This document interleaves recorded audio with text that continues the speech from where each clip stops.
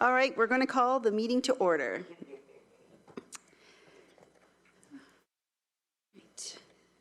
So we're going to start with the land acknowledgement statement. We acknowledge that the ground on which we live is the traditional territory of Caldwell First Nation, of the Three Fires Confederacy, and the original people of Point Pelee and Pelee Island and its surrounding lands and waters, and that of the Huron-Wendat and Wyandot peoples. We recognize and respect the First Nations who are stewards of the land and waters of Turtle Island and who have embraced this stewardship since time immemorial. We would also like to acknowledge the contributions of other nearby First Nation communities and all original people across Turtle Island. We will now have a moment of silent reflection, followed by the playing of our national anthem.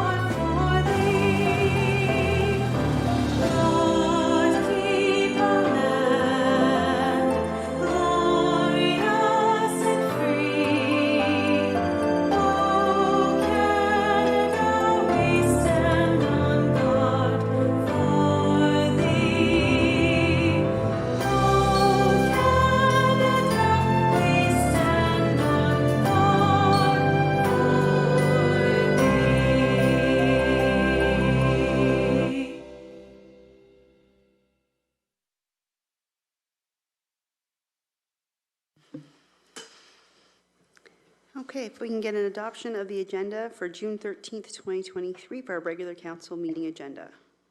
Councillor Carrick and Councillor Richo Spagnolo, all in favor, and that's carried. Any disclosures of pecuniary interest? There being none, can I get an adoption of the minutes of our regular meeting of council held May 23rd, 2023? Councillor Burns, Councillor Desjardins, all in favor, and that carries.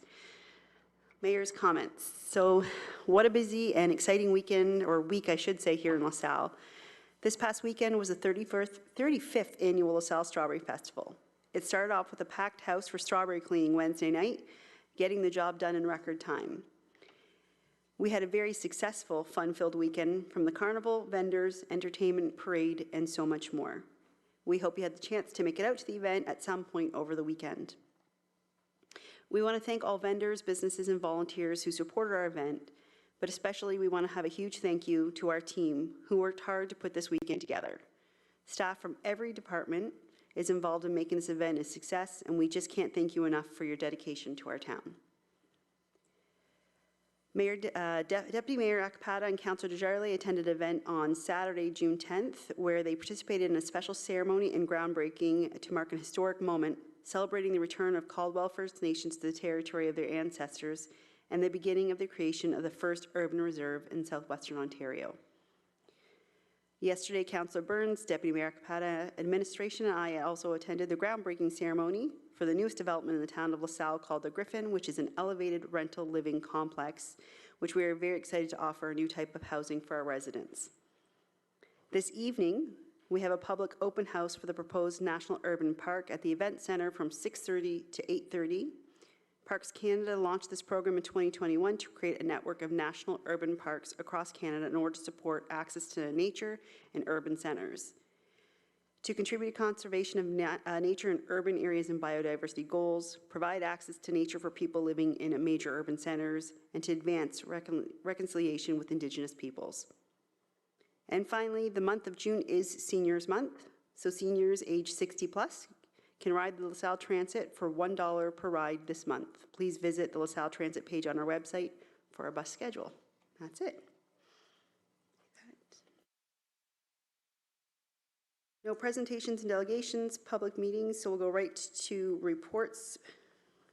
Item 1, extension of the agreement of supply and use of water, and we'll turn that over to the Director of Finance.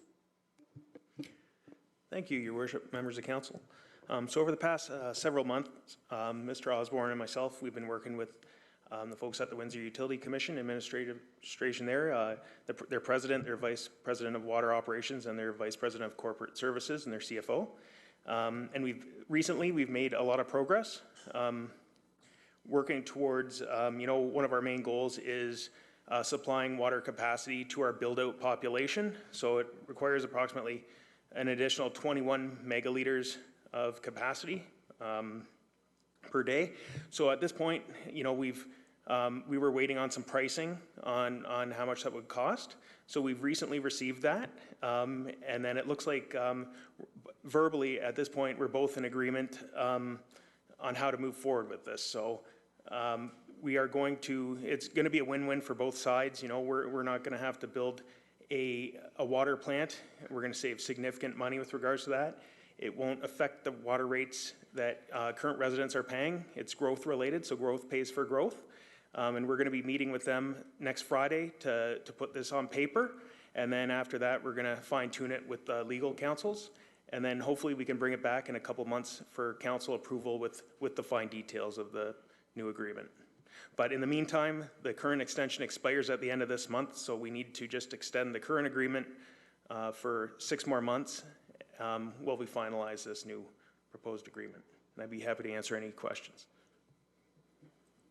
Councillor Burns. Thank you, Your Worship. To Mr.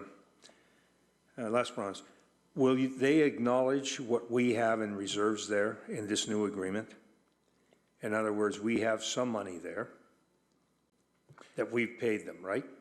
We currently, what we pay them when we renewed our agreement a little over 5 years ago, that pays for replacement capital of the existing facility. It doesn't pay for anything growth related. So what we pay right now, everything is covered. If there is any work that needs to be done to the existing treatment plant, that's covered by the fees we currently pay.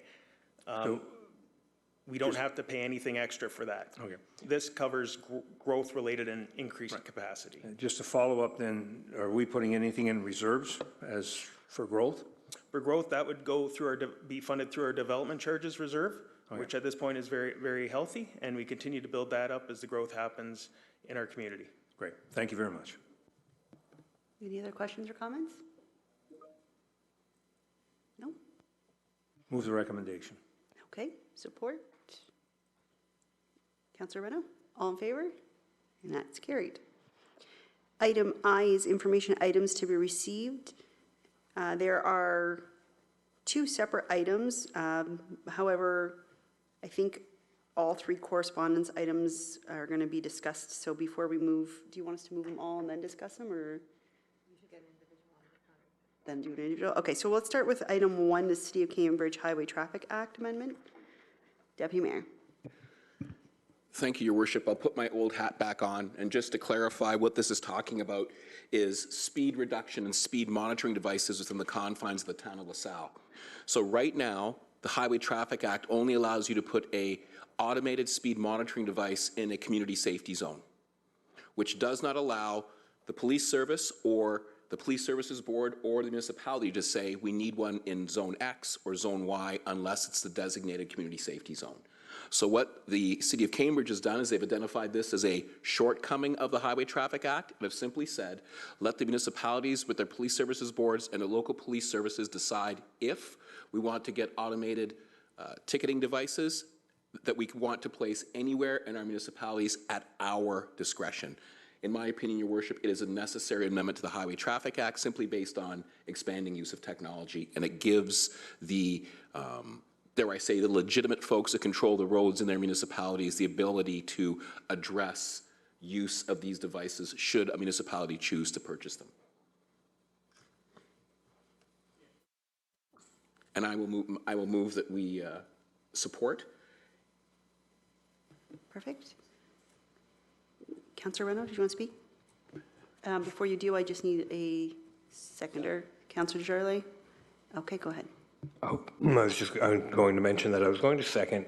There is a lot of technology out there that can help our police services when they can't be there. They can't be everywhere. They can't be everywhere at all times.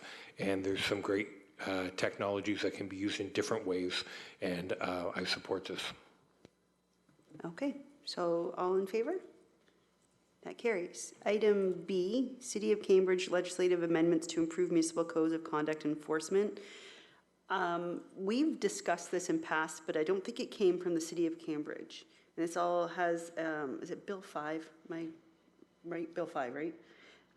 So I don't know if it's something we should continue to support as they come from other municipalities to just continue to show that this is something we agree with.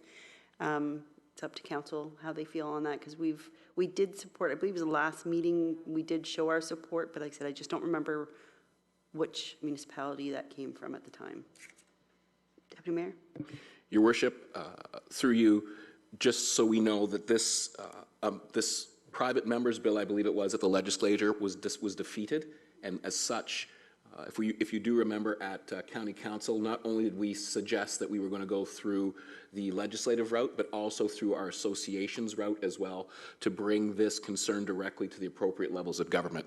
So again, reading the letter, it supports the position that the County of Essex took in saying we support the individual MPP that moved the motion, but it's something that we need to make sure that we can level the playing field and create an equal environment in municipal government. So, do you? Yes, Your Worship, I will move that we support. Support. Councillor Burns, all in favor? And that's carried. And then item C, County of Essex Organic Waste Diversion Programs in Ontario. This is something that I think we should also look at supporting, not just receiving, because it obviously directly affects us. And it talks a lot about the large-scale greenhouse operations and how much they would contribute to organics, and that it currently would not be a fair process on the municipalities if it were done so. So I don't know if you had a chance to read the wording of it. Anybody had any questions about it, or if anyone from administration would be able to comment even if we had questions, I'm not sure. But it's definitely something we should be supporting, not just receiving. Okay, Councillor Carrick, support. Councillor Reno, all in favor? And that carries. And then item 2, summary reports of council. Motion to receive. Councillor Burns, support. Councillor Desjardins, all in favor? That carries as well. Bylaws, the following bylaw be given a first, second, and third reading and finally passed, which is 8800, a bylaw to stop up, close, and sell an alley system running east-west, lying north of lots 385 to 411 inclusive, registered plan 777, and an alley system running north-south, lying east of lot 385, registered plan 777, LaSalle. So on the first, second, third, and final reading, Councillor Carrick, Councillor Burns, all in favor. Any committee matters to discuss today? No? Questions and statements by council members? I would just like to say one thing. I attended the strawberry cleaning thing, and I was very surprised to see how many young people we had there from our various schools. It was, I know sometimes young people get bad raps for not doing anything, but the vast majority were students from all our schools, and even some from St. Anne's, I heard. So well off to our staff for attracting them and signing their community work obligations, and I went smoothly. We were done in 2 hours, so hands off to everybody. Yeah, I agree completely. I stopped in for 5 minutes before county council and stopped in for 5 minutes when it was done, and I was shocked that when I walked back in, you guys were done and almost even cleaned up at just after 8 o'clock. So congratulations to everybody in planning Wednesday night, as well as the rest of the weekend. One thing we did hear a lot of was communication was fantastic this year. They really felt that they knew what was going on. They knew where to get the transportation on Front Road. It really, the whole event was just really a great success, and we just can't thank everyone enough. Every department we know was involved at some point. Police and fire, obviously, very involved during the weekend as well, so thank you to everyone. Notices of motion. closed sessions. So earlier this evening, council met in closed session to discuss labor relations or employee negotiations being a matter regarding QP 701.1 contract negotiations. And I'm looking for a mover and a seconder for the following motion: that the report from the Director of Human Resources, HR 202302, dated June 9th, 2023, regarding QP 701.1 seasonal employees collective bargaining be received, and that the mayor and members of council authorize the town to commence bargaining with QP 701.1. Councillor Reno, Councillor Desjardins, all in favor? That carries. Finally, confirmatory bylaw. Bylaw 8801 be given a first, second, and third reading and finally passed. Councillor Regis Spagnolo and Councillor Burns, all in favor? That carries. Below is a schedule of meetings. Thank you very much for joining us. Come visit us at the Event Center until 8:30 for the Parks National Urban Park. Thank you for joining us.